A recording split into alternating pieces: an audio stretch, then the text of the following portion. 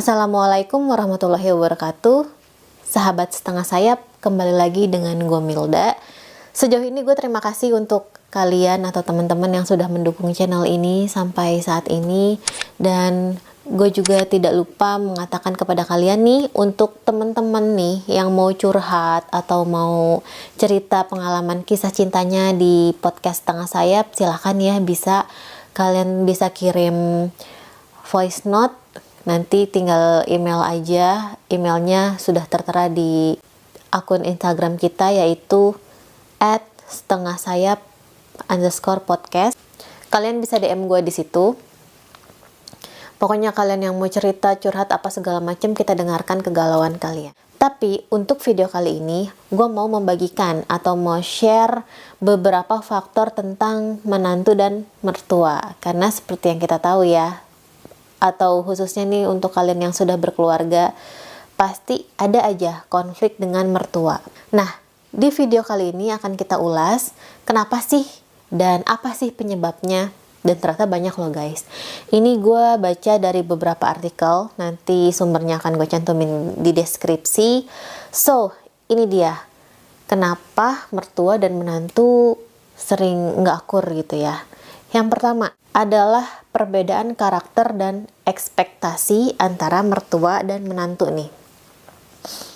Maksudnya itu gini, ini relate banget sama kehidupan kita ketika nih ada mertua dan menantu. Mertua itu maksudnya berarti si ibunya ya, lebih ke ibunya nih dibanding ayahnya. Ibunya pasangan sama kita nih sebagai menantu.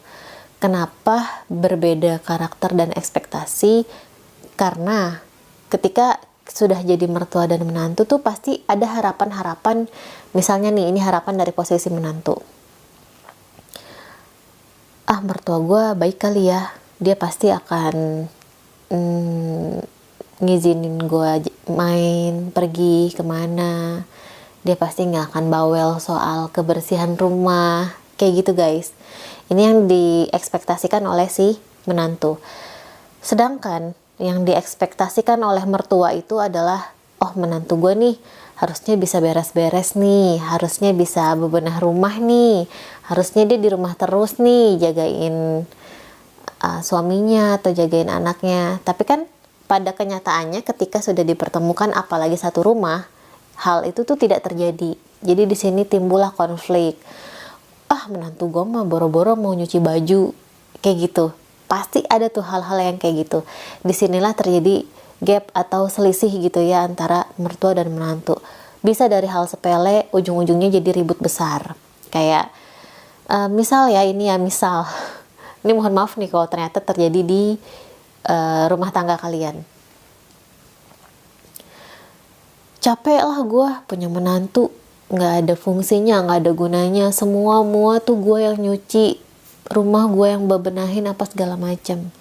Nah, ketika si menantunya ini dengar apalagi dari mulut tetangga, iya tuh mertua lu udah ribut nih, ngomong gini, katanya lu jarang bersih rumah apa segala macam. Murka, terus udahlah ribut. Kok mama ngomongnya gitu sih ke tetangga apa segala macam. Ya, itulah ya salah satu contoh antara perbedaan karakter dan ekspektasi. Oke, kita bahas yang faktor kedua, yaitu mertua selalu ikut campur terhadap urusan rumah tangga anak. Gua rasa ini juga banyak ya terjadi di kalangan kita, apalagi yang sudah berumah tangga. Terkadang namanya seorang ibu gitu ya, dia kan deket banget nih sama anak laki-lakinya, yang ternyata nih anak laki-lakinya ini sudah jadi suami kita misal. Nah, ketika sudah berkeluarga, berumah tangga, itu selalu mencampuri urusan, apalagi nih cenderung mempunyai sudut pandang yang subjektif, dalam arti memihak. Misal karena emang si ibu deket banget nih sama anaknya, jadi anaknya salah tuh dibelain aja. Kita udah ngadu nih, bu, itu anaknya selingkuh apa segala macem, main cewek lah, judi online lah, main slot atau apa segala macem. Tapi ya namanya seorang ibu ya, terhadap anaknya tuh dia ngebela aja. Ya harusnya kamu dong coba bilangin, wajar lah cowok begini. Nah, hal-hal seperti ini nih yang gimana ya, yang jadi perdebatan ya, dan jadi bikin menantu ngebatin gitu. Karena adanya penilaian yang subjektif ketika ada satu masalah nih. Jadi orang tuanya ya terlalu ngebela anaknya, kayak gitu guys. Nah, yang ketiga itu adalah menganggap hubungan mertua dan menantu ini sebagai kompetisi. Nah, maksudnya apa sih sebagai kompetisi? Biasanya kan seorang ibu nih ya cenderung lebih dekat sama anaknya seperti yang gue bilang tadi. Nah, ketika si anaknya ini sudah mendapatkan pujian hati, sudah mendapatkan seorang istri, nih jiwa sang ibu nih secara tidak langsung tuh kayak merasa tersisihkan, terpinggirkan, tidak lagi dijadikan prioritas atau yang utama gitu ya dalam kehidupannya dia gitu. Sehingga nih sang ibu juga merasa tersaingi sama si menantunya ini, dan secara tidak langsung menjadikan si mertuanya ini takut akan diabaikan, takut akan dicuekin sama anaknya, yaitu tadi sudah bukan prioritas lagi. Karena hal-hal tersebut tuh jadinya menjadikan penilaian terhadap menantu dari si mertuanya ini tuh menjadi yang gimana ya, secara tidak langsung ya cemburu aja gitu. Jadi menimbulkan penilaian-penilaian yang negatif. Banyak sih ini contohnya, misal kamu kok akhir-akhir ini udah nggak ngajak mama jalan-jalan, kayak gitu, kok mama nggak pernah diajak jalan-jalan. Karena mungkin si anaknya ini fokus untuk liburan sama keluarga intinya, ya cuma sama istri dan anaknya, kayak gitu. Hal-hal yang kayak gitulah yang sebenarnya nggak dibilang simpel juga ya. Mungkin di sisi lain nih sebagai seorang suami pasti akan berat juga nih. Ini gue harus milih ibu gue atau istri gue gitu. Tapi ya itu nggak akan kita bahas di sini. Oke, ini kita masih bahas yang kenapa mertua dan menantu sering tidak akur. Karena kalau misalnya udah ngomongin itu udah beda topik guys. Oke, selanjutnya yang keempat, yaitu faktor perbedaan dalam hal mengurus anak.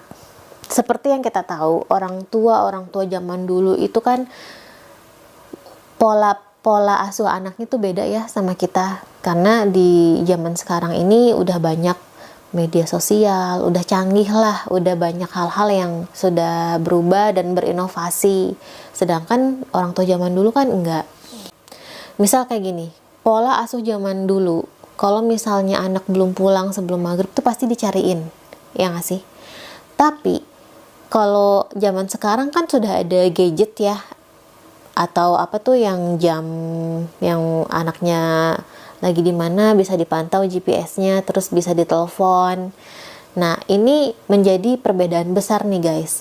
Ini bisa jadi nih ya, karena hal seperti ini tuh jadi ribut gitu. Misalnya si mertuanya yang, kok kamu nggak nyariin anak kamu sih, udah jam segini pulang. Iya mah, gampang kan, nanti tinggal bisa telepon aja gitu, atau bisa dicari by GPS yang udah ada di jam tangan anaknya.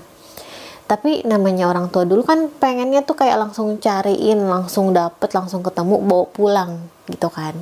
Nah ini nih yang gue maksud sebagai perbedaan zaman untuk pola asuh anak. Hal ini juga bisa menjadi pemantik atau ributnya atau tidak akurnya antara mertua dan menantu. Nah kita masuk ke faktor kelima, yaitu perbedaan terhadap gaya hidup. Misal kita dapat mertua yang gaya hidupnya sosialita, apa-apa barang bermerek, barang mewah, sedangkan kita nih sebagai menantu itu hidup sederhana aja gitu. Ada uang ya beli baju, kalau misalnya nggak ada ya udah yang ada aja gitu. Sedangkan mertua kita lihat nih, kok itu ini sih bajunya nggak bermerek atau apa segala macem. Cuman kan namanya udah jadi seorang istri pasti akan mengkalkulasi pengeluaran rumah tangga, termasuk ya untuk biaya dia sendiri. Tapi ini dari sini, dari pola gaya hidup antara menantu dan mertua ini jomplang. Mertuanya yang sosialita, sedangkan yang menantunya hidup sederhana. Nah ini juga bisa jadi timbul ketidakakuran antara mertua dan menantu. Malah yang ada sebagai menantu bisa jadi direndahkan sama mertua. Karena mertuanya kan udah yang sosialita tuh, jadi tuh kayak, ih menantu gue kok ini ya dekil, bajunya nggak ada yang mereknya atau apa segala macam, dan akhirnya ke menantu nih kayak merasa insecure gitu. Jadinya tuh kayak yang udah deh aku nggak mau ketemu mama kamu, atau sedangkan kalau udah serumah ya jadi yang agak gimana, agak kaku kayak gitu guys. Ya itu dia. Nah yang selanjutnya nih, faktor keenam, antara mertua dan menantu sering membanding-bandingkan. Misalnya curhat gitu ya ke tetangga atau ke temen yang emang sudah dipercaya. Ini banyak banget. Misal kita dapat bingkisan atau baju gitu ya dibeliin sama mertua, sedangkan yang lain nih ngeliat dan kok kayaknya beda banget. Akhirnya dia membanding-bandingkan, enak ya lu punya mertua baik, apa-apa dibeliin, apaan mertua gue mah pengennya dia yang dibeliin. Nah kayak gini nih, sedangkan dari posisi mertua sama nih, antara ibu-ibu yang lain gitu ya yang udah pada punya menantu, berkumpul saling ngomongin, terus mertuanya bilang, enak ya menantu lu rajin, pagi bangun terus bebenah rumah jadi tuh rumah wangi rapi. Apaan menantu gua mah kerja, rumah jarang diberesin. Nah yang kayak gini-gini guys, ketika ternyata percakapan ngomongin orang di belakang itu bocor, udahlah jadilah ribut gitu ya. Dan akhirnya ya kalian tahu sendiri, ribut antara mertua dan menantu, entah itu perang dingin, entah itu yang ngoceh-ngoceh, ngomel-ngomel, atau saling saut-sautan. Nah itu tuh yang aduh, kalau bisa jangan deh ya, kalau bisa kita akur-akur aja sama mertua. Nah yang terakhir nih, yang ketujuh, tinggal satu rumah. Ini relate banget sih sama termasuknya gue gitu ya, yang udah berkeluarga.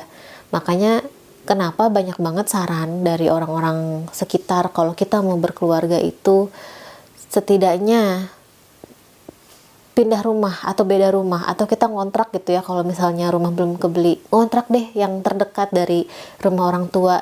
Yang penting ini pisah rumah. Karena apa? Itu tadi, jadi ada beberapa habit, ada beberapa pola asuh anak, ada beberapa gaya hidup yang memang beda nih antara kita dan mertua.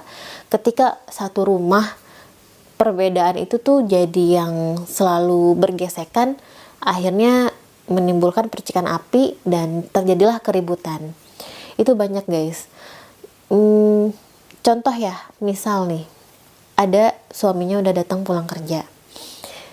Nah, sedangkan si istri ini, si menantu ini tuh tipe yang menawarkan, kamu udah pulang kerja mau minum apa gitu, air putih atau apa ditawarin.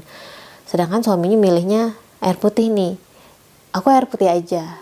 Nah ya udah, bawa dong air putih buat suami.